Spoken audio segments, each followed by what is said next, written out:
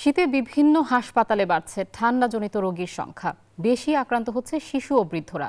দর্শক, হাসপাতাল থেকে আরও জানাতে যুক্ত হচ্ছেন আমাদের সহকর্মীরা। প্রথমেই চলে যাচ্ছি বরিশালে, সেখানে আছেন আমাদের সহকর্মী সাইফুর রহমান মিরন। মিরন, বরিশালের হাসপাতালগুলোতে ঠান্ডাজনিত রোগীর চাপ কতটা বেড়েছে এবং চিকিৎসকরা কি বলছেন?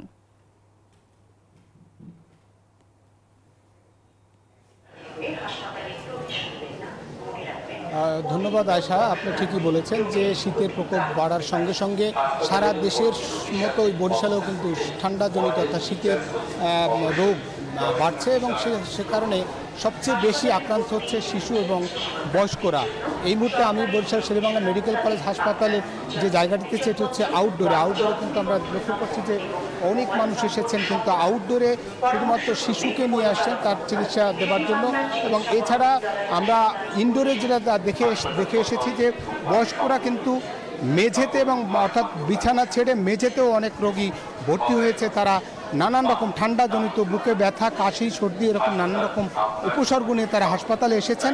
এবং শিশুদেরও কিন্তু ডায়রিয়া, কাশি, সর্দি, নিউমোনিয়া সহ টাইফয়েড এসব নানান উপসর্গ নিয়ে তারা এই হাসপাতালে এসেছেন চিকিৎসকদের পরামর্শ নিতে।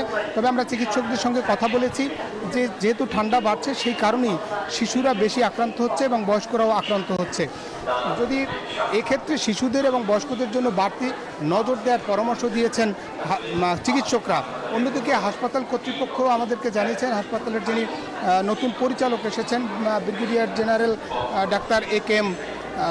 মশিউল মুনির, তিনি আমাদেরকে জানিয়েছেন যে শীতের প্রকোপ বাড়ার সঙ্গে সঙ্গে রোগীর চাপ বেড়েছে। তবে তাদের সব ধরনের প্রস্তুতি রয়েছে, যে চিকিৎসকদের যেমন যোগান দিয়েছেন, একই সঙ্গে আউটডোরও চিকিৎসক বাড়িয়েছেন বলে আমাদেরকে জানিয়েছেন। এবং একই সঙ্গে তারা বলেছেন যে বয়স্ক এবং শিশুদের জন্য তারা যেন বাড়তি নজর দেন, বাইরে যেন না বের করেন, বিশেষ করে ঠান্ডার মধ্যে শিশুদের প্রতি বিশেষ নজর দেওয়ার পরামর্শ দিয়েছেন। এই ছিল মূলত বরিশাল শেরেবাংলা মেডিকেল কলেজ হাসপাতাল থেকে ঠান্ডাজনিত রোগের সবশেষ খবর। একই খবর জানতে যাব রাজশাহীতে, সেখানে আছেন আমাদের সহকর্মী মতিউর মুর্তুজা। আপনি জানাবেন যে রাজশাহীতে ঠান্ডাজনিত রোগের প্রকোপে কি অবস্থা আছে, সেখানে শিশু এবং বয়স্কদের অবস্থা কি? মিরন, বরিশালের মতো রাজশাহীতেও ঠান্ডাজনিত রোগীর সংখ্যা বেড়েছে। হাসপাতালে বিশেষ করে শিশু ওয়ার্ডে তীব্র চাপ সৃষ্টি হচ্ছে। আমরা রাজশাহী মেডিকেল কলেজ হাসপাতালের সামনে রয়েছে। হাসপাতাল কর্তৃপক্ষের সঙ্গে আমরা কথা বলেছি, তারা জানিয়েছেন যে শিশু এবং মেডিসিন ওয়ার্ডের তীব্র চাপ সৃষ্টি হয়েছে। এর পাশাপাশি বার্ন অ্যান্ড প্লাস্টিক সার্জারি ইউনিটেও 2-1 করে আগুন পোহাতে গিয়ে অগ্নিদগ্ধ হয়ে এখানে চিকিৎসা নিতে আসছেন। আমরা শিশু ওয়ার্ডে দেখেছি যে 10 নম্বর শিশু ওয়ার্ডে 40 বেডের জায়গায় প্রায় 150 জনের মতো রোগী ভর্তি থাকছে। ফলে এসব রোগীরা কিন্তু বেশিরভাগই ডায়রিয়া, নিউমোনিয়া সহ বিভিন্ন ঠান্ডাজনিত রোগে আক্রান্ত।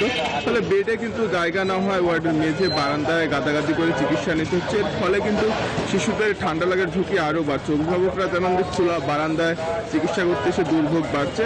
আর এর পাশাপাশি হাসপাতালের মেডিসিন ওয়ার্ড, যেখানে মেডিসিন ওয়ার্ডেও কিন্তু তীব্র চাপ সৃষ্টি হচ্ছে। সেখানে বিশেষ করে বৃদ্ধরা ঠান্ডাজনিত রোগে আক্রান্ত হচ্ছে।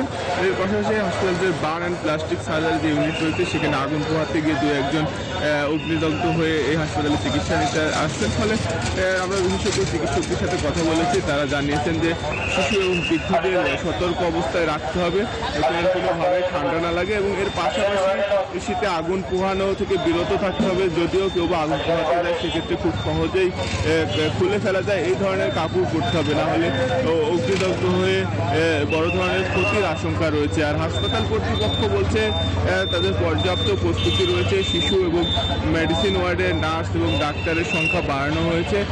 এর পাশাপাশি ওষুধ সহ অন্যান্য যে চিকিৎসা সরঞ্জাম, সেসব সরঞ্জামও রয়েছে পর্যাপ্ত পরিমাণ। তারা চিকিৎসা সেবা কার্যক্রম অব্যাহত রেখেছেন এবং এর পাশাপাশি শিশুদের নিরাপদে রাখার কিন্তু পরামর্শ দিয়েছেন তারা। এই ছিল রাজশাহী থেকে সর্বশেষ। আয়েশা।